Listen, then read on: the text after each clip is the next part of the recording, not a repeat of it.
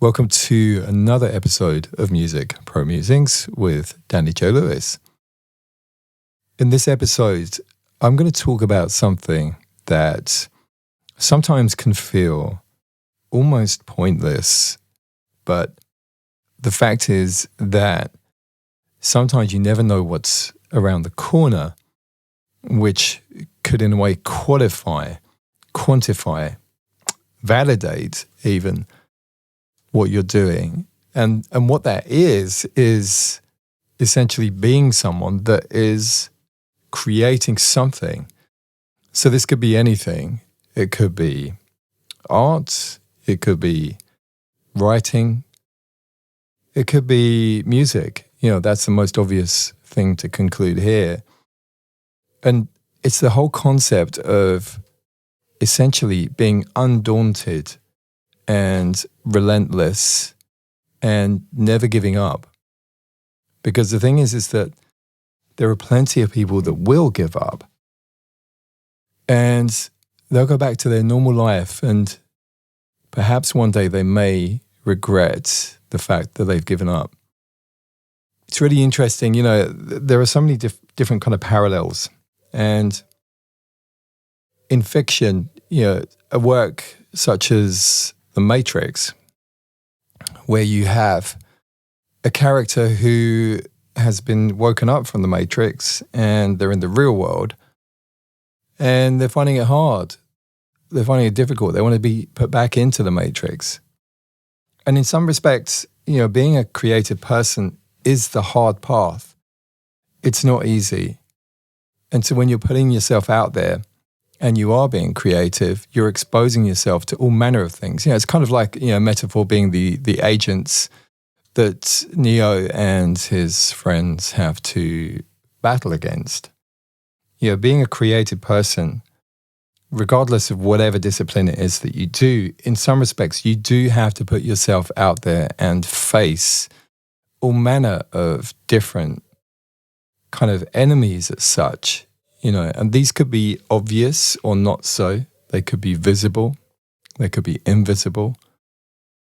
But it's down to you to be able to relentlessly pursue, the truth, the victory, the end result, whatever it is that you're looking for. And it's tough. For me, I've been making music for a very long time. I've been a creative person for a very long time. And I do sometimes question why I do it. There are certainly kind of egotistical goals in terms of wanting to be, wanting not necessarily to be popular. That's not the right thing for someone like me.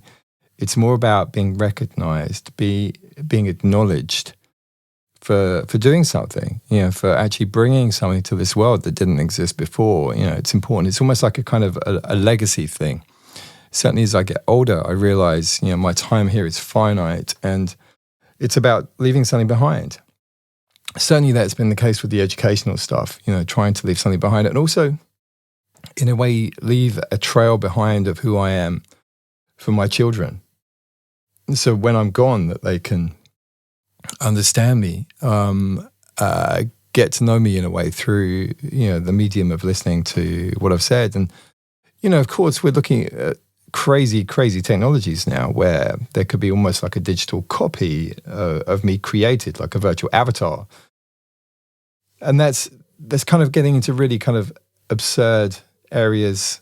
But it's it's bound to happen, right? It's bound to happen. But that's not my motive. My motive is a relentless drive to have to make stuff. And to be honest with you, I think even if I never released any more music and certainly didn't put myself on the pedestal, didn't put myself in front of the public, in front of the firing line, all these other kind of metaphors for what it is when you put music out there, then I'd still need to do it. And so ultimately, I think coming to terms with what this creativity is for you as an individual is really, really important. And I feel that the journey, the experience of making stuff is just so incredibly valuable. And yes, personally, I do a lot of that stuff on my own, but the collaborative aspect is incredibly powerful too. Being in the same room as a bunch of other people with a kind of common goal to want to get something as a result of being together, some kind of collaboration, teaming up on something to end up with something different that you wouldn't have ended up with on your own. And so in a way, that's that collective push. Everybody has to keep pushing forwards. They have to get the job finished. It's a motivational thing. And I guess in a way, the crux of this conversation is about the motivations, the drive, the ability to keep going regardless of whatever else is happening outside. And then sometimes the motivations, I think, can come from kind of emotional situations around you. I know that when I go through stuff that's emotional and when there are problems or challenges emotionally, maybe relationship-wise, maybe job-wise, I find that the music for me, diving into it, is the best form of therapy. So there's a thread here, it's about the fact that we can create, not necessarily for a kind of publicly acknowledged goal, but it's an internally acknowledged goal. It's something that it rewards us inside, the fact that we're doing it, the process.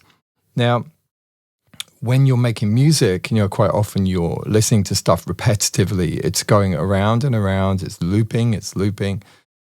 I personally believe that is some degree of therapy as well. There is a sense of the rhythmic repetition that it becomes in a way a meditation. And then the other thing that I find personally interesting is that when I've recorded things like these podcasts, and in fact, it was always the way with my video tutorials as well, I find when I listen back to myself that calms me too. And that's a very, very interesting thing in that I am in a way self-soothing. Not everybody's going to feel the same way. I didn't like the sound of my voice when I first started recording it. I'll never forget sitting in JC Concato's house, who was a colleague of mine at Point Blank. And it was the very beginning of creating video tutorials. And he had a mic in his room all set up. I felt incredibly intimidated. I really, really struggled. But, obviously I've made probably hundreds, maybe thousands of video tutorials. So I've got very used to the idea of being in front of a mic, and I feel very comfortable in front of it. So what the interesting fact is the fact that I genuinely enjoy listening to my own voice. And as I said, it feels like it's self-soothing. And the idea of soothing through creativity, soothing through music, soothing through painting, the idea of standing in front of a canvas, having a whole lot of paint, the sound of the paint kind of squirting out, the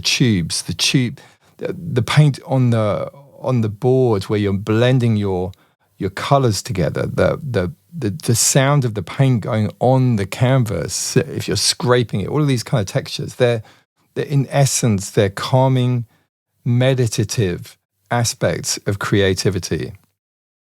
So it's important, if you do have the drive to be creative, to use that and to do something with it, it's so, so important.